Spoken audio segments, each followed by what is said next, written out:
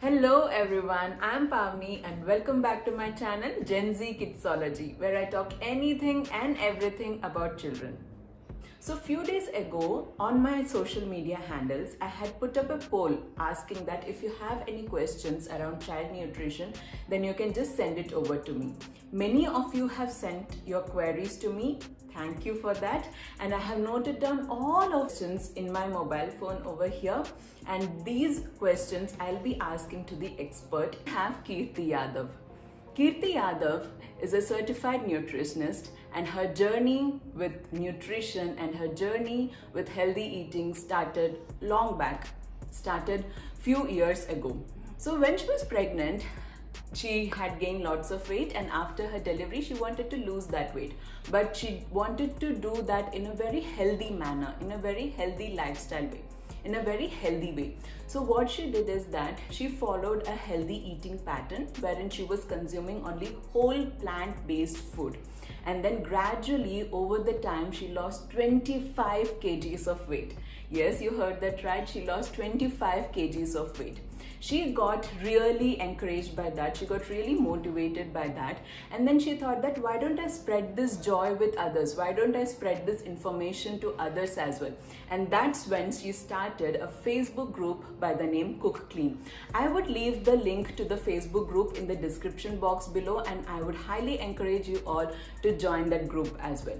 So through Cook Clean, she has been spreading knowledge, and she has been talking a lot about how whole plant-based food is good for our body, and how naturopathy is also good for our body.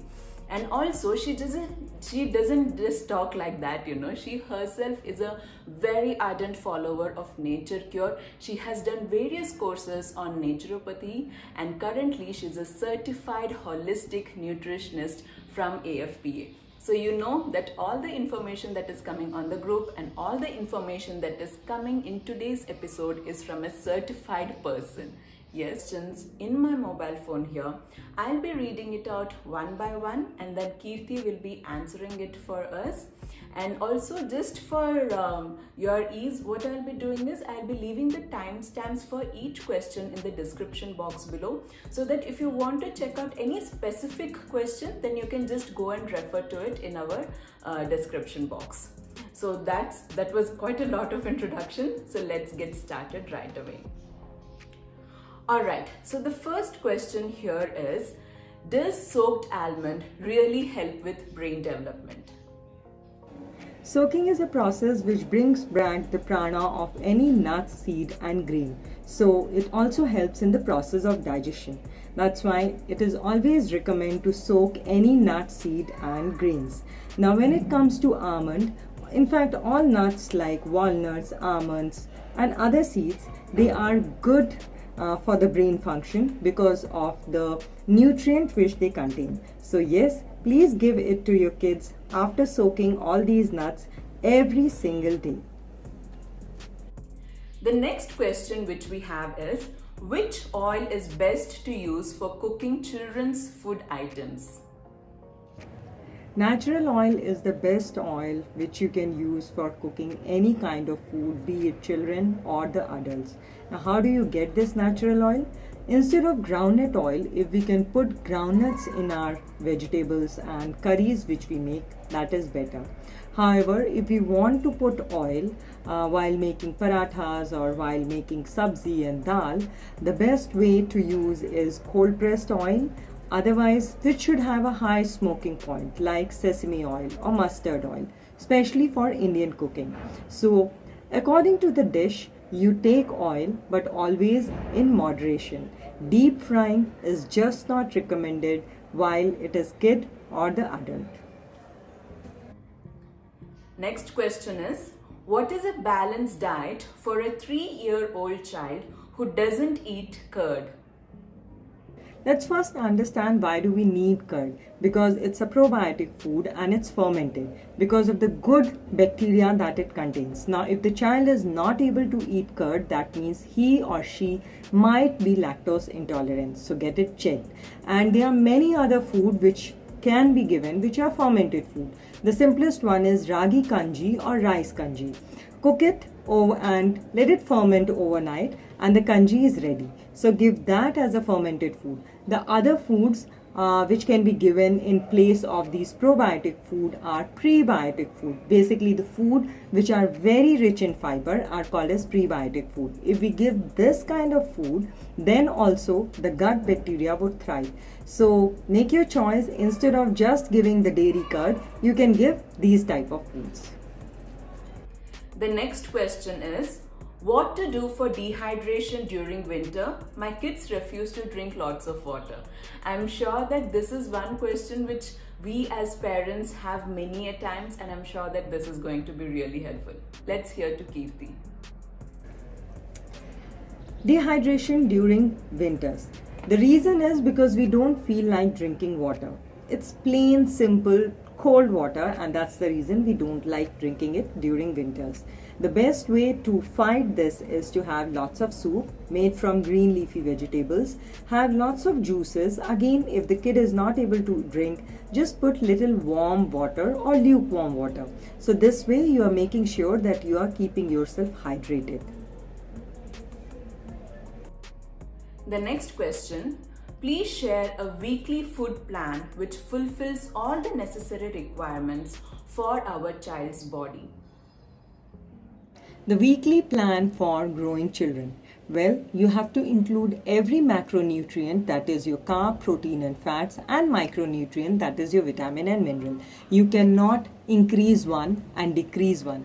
Everything has to be given in moderation and as per the child's growth requirement. So a nice weekly plan could be including your carbs in form of rice, roti, sabzi, idli, dosa, all these things. Now proteins can be given in form of rajma, chole, and all the dals and pulses. Mix it either in dal or in form of salads. And then vitamin and mineral, they will come from fruits and vegetables. Now, if I have to describe a single day in child's life, start with something as a sumptuous meal with a breakfast which should have, idli or dosa or poha upma.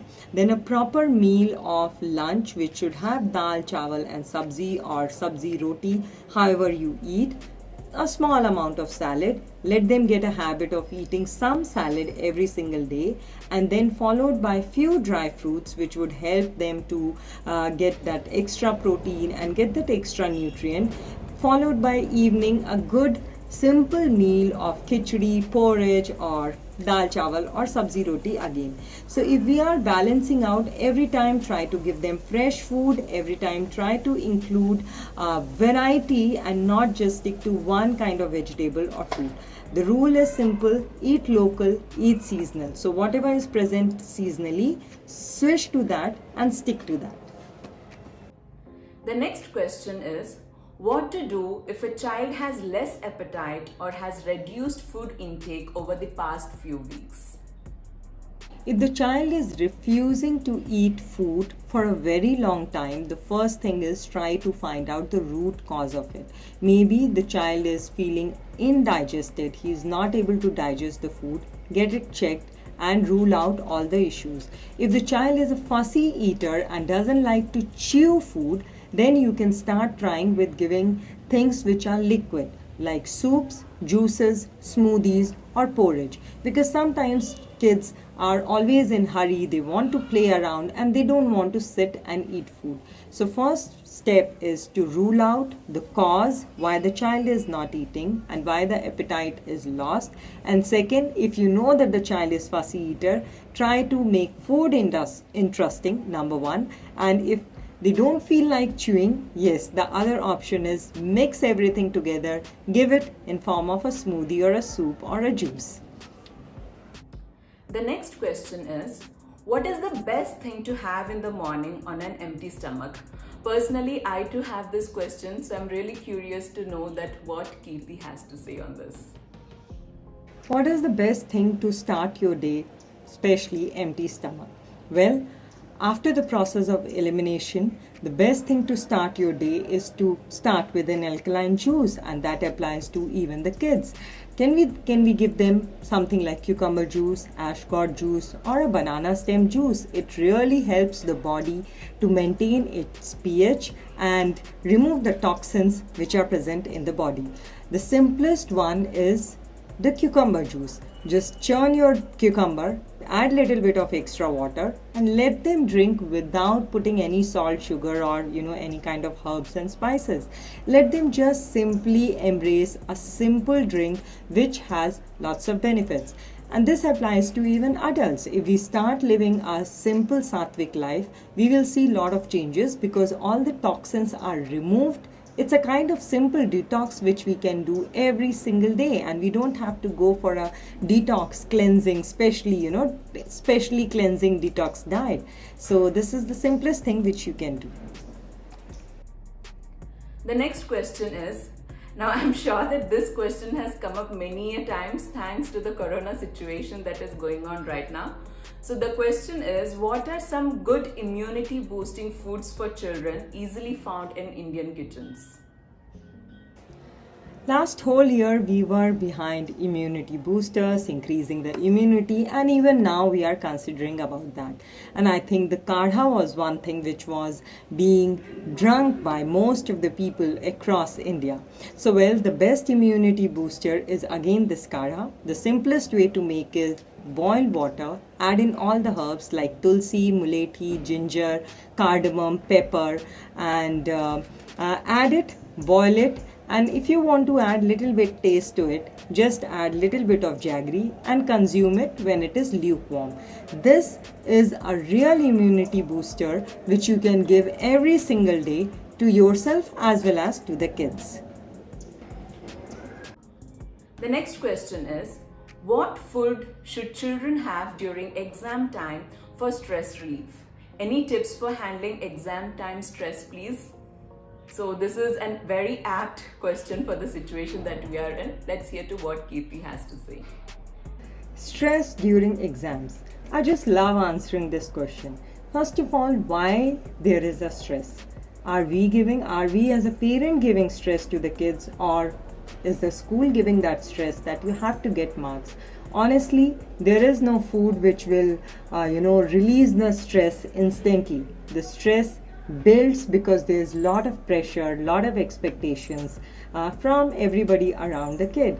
So I think kids need love and support, especially during the exams, that it's okay, it's just an exam. So ideally, food which would help you is basically eating a balanced meal, stop eating junk, especially during your exams, and a big, huge support from parents and teachers and everybody around, telling them it's okay, it's just an exam.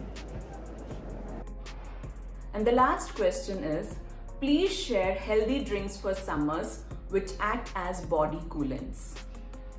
The best drink during summers which will keep you cool.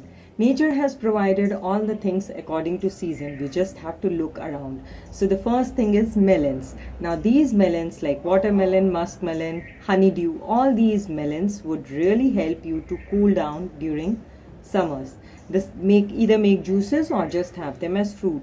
And the other best thing which you can have is every single day start your day with tender coconut water. Have it whenever you feel like, because tender coconut water is one of the best drinks which nature can provide. Make lemonade. Simply put little bit of lemon in water, few ice cubes, and a small amount of jaggery. You can also add some chia seeds because they act as fiber and they help you to cool down. So simple drinks. Stay away from soda, stay away from all those aerated drinks because they are not going to help you at all. They're just going to increase unnecessary sugar in your body. So stick to natural drinks which are present around us. See you all very, very soon with a new video. Till then, take very good care of yourselves. Bye.